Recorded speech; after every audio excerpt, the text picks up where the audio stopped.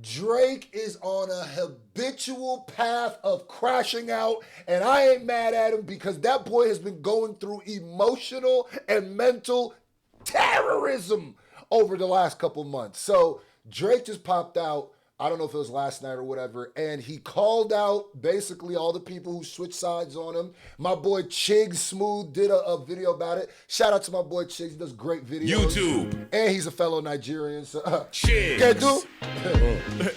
Make sure you subscribe to him. Salute to Chig Smooth. Hey, Chig Smooth. Appreciate all the coverage that you've been doing. I've been watching your shit for a while. I just subscribed to your shit too, bro. Yeah, make sure you check out Chig. Oh man, this is what we're still doing over a rap beef that happened months ago. Sometimes you just gotta take your L and move on. Now Drake was at a party in Toronto last night. Hold on, before we even get there, the one thing I will say is I don't blame Drake for continuously talking about this. This is probably the biggest thing that's ever happened to him in his career. This is probably one of the biggest shots to his brand he ever took. And besides business-wise, just as a person, I don't think many people would go through this like regular people. Imagine like you go through high school and then this minute everybody turns around and starts beefing with you. You're not going to just give it up at the end of the year. Nah. You might come back next year with At some point during the show, Drake got very emotional and got on the mic to give a speech. Now, keep in mind, ever since the beef happened, we've only been hearing about how Drake feels from academics and Maul. And from what we hear, Drake is unbothered. It was only about 2 months ago when his producer, Gordo, said Drake has been happy as shit during the feud. He said ever since this all happened, I've seen him happier. But the speech he delivered at the party last night seems to tell a whole different story. Hold on. Now, this is, I gotta say, I think the way OVO has handled this has been, they've put on a clinic of how to not handle a beef. It also feels like they're not all on the same page. Or like Drake's affiliates, not even just OVO, because I feel like a lot of the things post-battle, the worst things, bad things that have happened to Drake is because of the way they've been handling this. The Super Bowl crash out. Everybody doing this whole Drake is unbothered rollout, which I keep saying, I don't even understand why that's the angle they're going. Drake is an emotional artist. He's always been. So we're supposed to believe right now that this isn't affecting him? Nah, bro. What you're supposed to do is you're supposed to embrace that you was the underdog. You're supposed to embrace that somehow you became the underdog. Everybody was against you. And you're supposed to use that like, you know what? I'm coming back. I'm punching. You can't be like, oh, that didn't just happen. It's like, it did. It did, though. That's what Drake said. Yo, listen, I'm going to tell you one thing about nostalgia. One thing about nostalgia, this party here. My real friends are definitely in the building. But I'm gonna tell you, you're gonna come to a point in life where people you thought were friends or people you thought were close to you. Oh, that boy, hold on. First of all, two things I noticed right away. Is it me or is his Canadian accent getting thicker and thicker since Not Like Us dropped?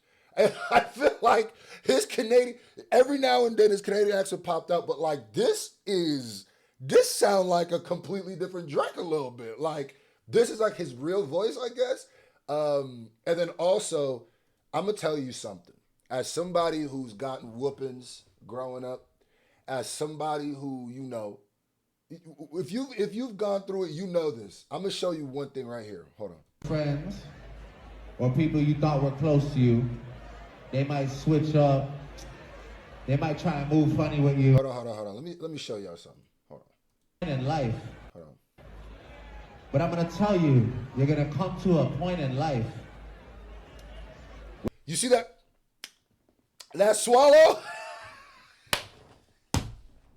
If you grew up getting whoopings, if you know exactly what that swallow is. When you get whooped to a certain point, and it's the what follows that usually is the stuttering. When you try not to cry, and then you swallow. What happened? That's that good whooping swallow. Where people you thought were friends, or people you thought were close to you, they might switch up. They might try and move funny with you. They might stab you in the back. They might do a lot of things to you. You'll come to that realization. Wherever you're at in life, you've probably been there and you'll be there again. That's how life is. But look, sometimes it's you and you alone by yourself. Sometimes it's you alone with your thoughts. Sometimes, you know what? Play the song, don't worry. Now, I'm not a therapist. That boy got, yeah. I feel like he cut it off before the waterworks started coming out. Now, like I said, bro, I'm not inhumane, bro. Like, I know a lot of people are using this as a chance to make fun of Drake. And it's funny, yeah. He's got the Slim Thug braids with the, and it sounds like he's about to cry. And he's straight turned into Celine Dion with the Canadian accent. But she's from Canada, right? But I get it. Like, Drake has gone through he's been going through a lot, and it cannot be cool. It cannot be fun to be in his position, going around where the biggest song is calling you a pedo, and it feels like the whole, not even just industry, the culture has shifted on you. This is probably the lowest your brand has been when it comes to perception of what people are seeing and thinking. These singles ain't sticking, so it's like a lot of people are gonna be like, man, suck it up, be a man about it, stop talking about it. But would you, if you're in this position, are you that strong? And you probably think you are because you've never gone through something like this. I get it. Now the joke's gonna fly. Bro. He looked like a Def Jam Vendetta character. The joke's gonna fly. You understand me? But sometimes you alone with your thoughts. Sometimes you know what? Play the song, don't worry. Now, I'm not a therapist, but that does not sound to me like somebody that's happy. That sounds to me like somebody that's still in shock at what happened, still trying to process and also come to terms with people turning his back on him. Now, it also didn't help the narrative of Drake being unbothered when Drake was recorded going this hard for Many Men by 50 Cent. Baby.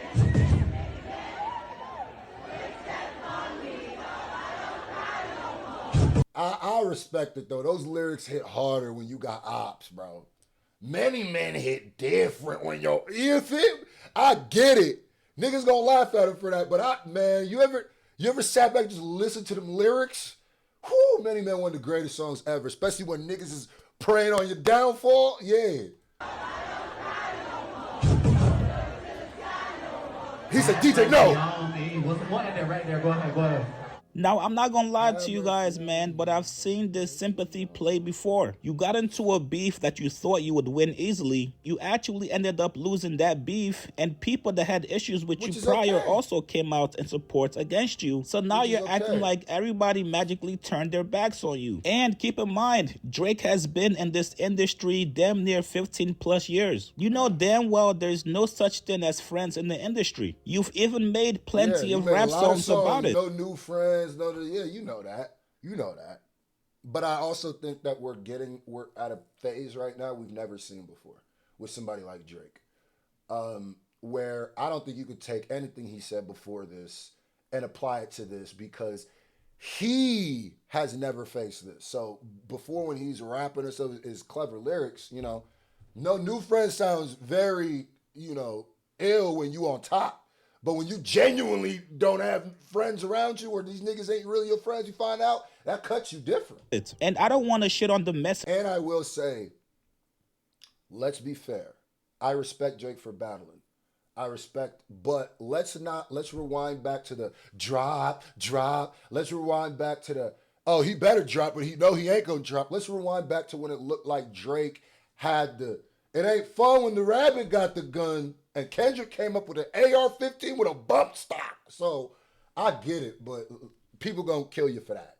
Because it's actually a good message. But at this point in time, this should not be coming from Drake. I personally don't think Drake was shocked or surprised by any of those guys that came out against him during the beef. And also, mind you, this guy was an actor. He knows exactly what to say, when to say it to elicit emotion from people. This is damn near manipulation at this point. Whether it's A$AP Rocky, The Weeknd, J. Cole, even Kanye West, Drake has had personal issues with these guys, so I don't know why he's surprised. Once again, right message, wrong message. He had personal issues with J. Cole? When did he have personal issues with J. Cole before this? I think that's enough. I don't think it's the Kanyes and the A$APs that's making him say that. I think it's the J. Coles and the Futures, but all of them have a justified reason that they went at you. All of them. So it's like, I get it, but at the same time, I'm just not going to be heartless and be like, man, Drake, you dying out here. Like, it's you gotta guys be tough get in the right now comments below. What do you guys think about Drake calling out fake friends? Post your comments below. Subscribe to my channel, like this video. I'll see you guys later, man. Listen, I'm gonna tell you one thing about nostalgia. One thing about nostalgia, this party here. Chic's petty as hell for playing it again at that. My real friends are definitely in the building.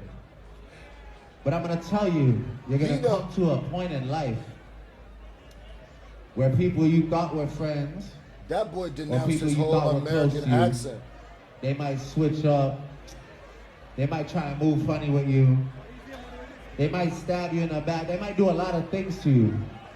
You'll come to that realization. Wherever you're at in life, you've probably been there and you'll be there again. That's how life is. But look, sometimes it's you and you alone by yourself.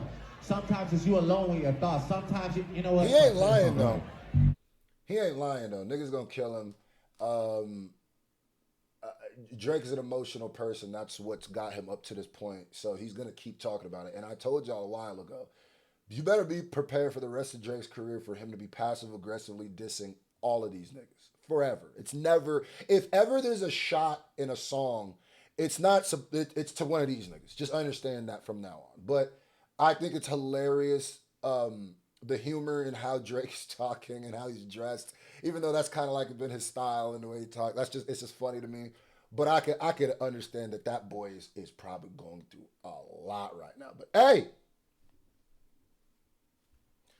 Kenny warned you, bro. Nigga said he was the boogeyman, and now it looks like you really went against Baba Yaga. That's what it really looked like. So shout out to Drake. I'm still waiting for you to rap. That's what I'm waiting for, so we'll see.